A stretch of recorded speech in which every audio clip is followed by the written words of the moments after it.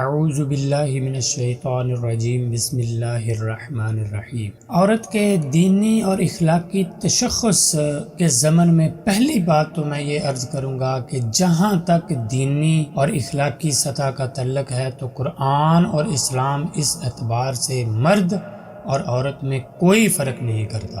نیکی اور بدی کے کمانے میں دونوں اصناف کا علیحدہ علیحدہ ایک مکمل اخلاقی تشخص ہے۔ مرد کا اپنا ہے اور عورت کا اپنا۔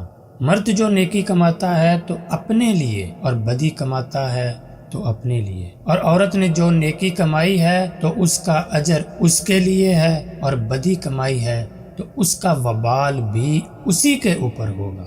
عورت دینی اور اخلاقی اعتبار سے مرد کے تابع نہیں ہے، چنانچہ سورۃ التحریم میں واضح کیا گیا کہ بہترین مردوں کے گھر میں بدترین عورتیں رہیں۔ اس کے لیے حضرت نوح علیہ السلام اور حضرت لوط علیہ السلام کی بیویوں کی مثال دی گئی۔ اگر عورت دینی اور اخلاقی اعتبار سے مرد کے تابع ہوتی تو ان دو جلیل القدر رسولوں کی بیویاں عذاب دنیاوی اور سزائے اخروی کی مستحق قرار نہ پاتی، لیکن ان رسولوں کی بیویاں ہونا ان کے کچھ کام نہ آیا اور وہ جہنم کی سزاوار قرار پائیں۔ لہذا اللہ سبحانہ و تعالی کا سورۃ التحریم میں ارشاد گرامی ہے، بسم اللہ الرحمن الرحیم۔ ضرب اللہ مثلا الذین کفروا امرأة نوح وامرأة لوط كانتا تحت عبدين من عبادنا صالحين فخانتاهما فلم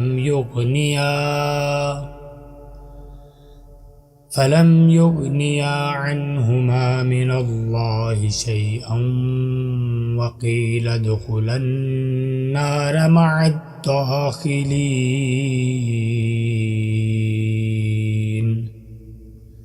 اللہ کافروں کے معاملے میں نوح اور لوط علیہ السلام کی بیویوں کو بطور مثال پیش کرتا ہے۔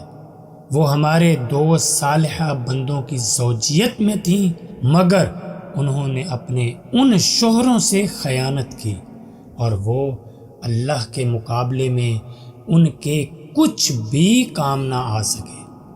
دونوں سے کہہ دیا گیا کہ جاؤ، آگ میں جانے والوں کے ساتھ تم بھی چلی جاؤ۔ چنانچہ معلوم ہوا کہ دینی اور اخلاقی لحاظ سے مرد اور عورت کا معاملہ بالکل جدا ہے۔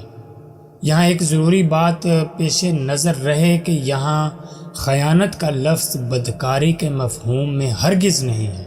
حضرت عبداللہ بن عباس رضی اللہ تعالی عنہ کا اس آیت کی تفسیر میں ابن جریر رحمۃ اللہ علیہ نے یہ قول روایت کیا ہے کہ کسی نبی کی بیوی کبھی بدکار نہیں رہی۔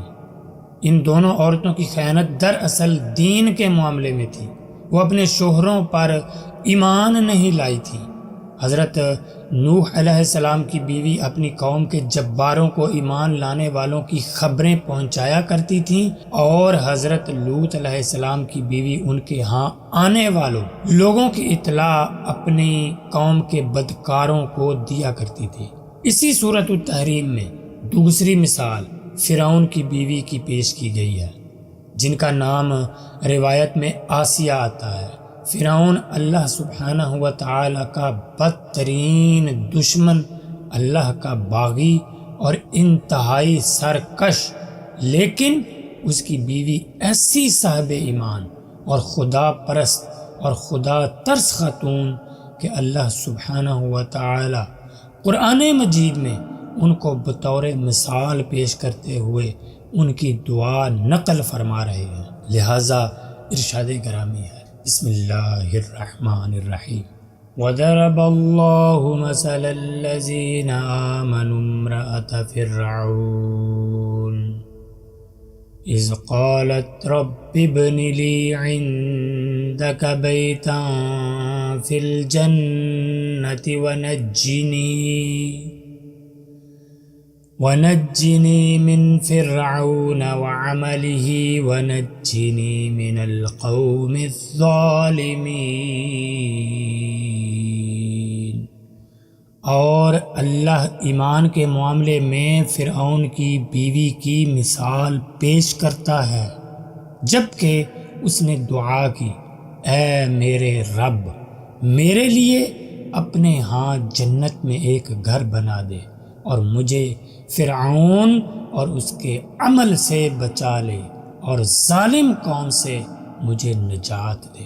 حضرت آسیہ کے لیے فرعون جیسے طاغی و سرکش کی بیوی ہونا بھی کسی نقصان کا موجب نہیں ہوا۔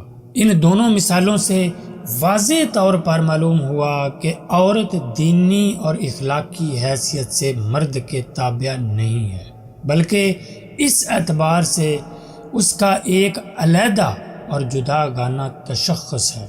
اسی بات کو نبی کریم صلی اللہ علیہ وآلہ وسلم کی اس حیثیت سے بھی سمجھیے کہ نبی کریم صلی اللہ علیہ وسلم نے اپنی عزیز ترین بیٹی حضرت فاطمہ رضی اللہ تعالی عنہا اور آپ صلی اللہ علیہ وآلہ وسلم کی ذات اقدس سے بہت محبت کرنے والی پھپھی حضرت صفیہ رضی اللہ تعالی عنہا کو خطاب کر کے فرمایا۔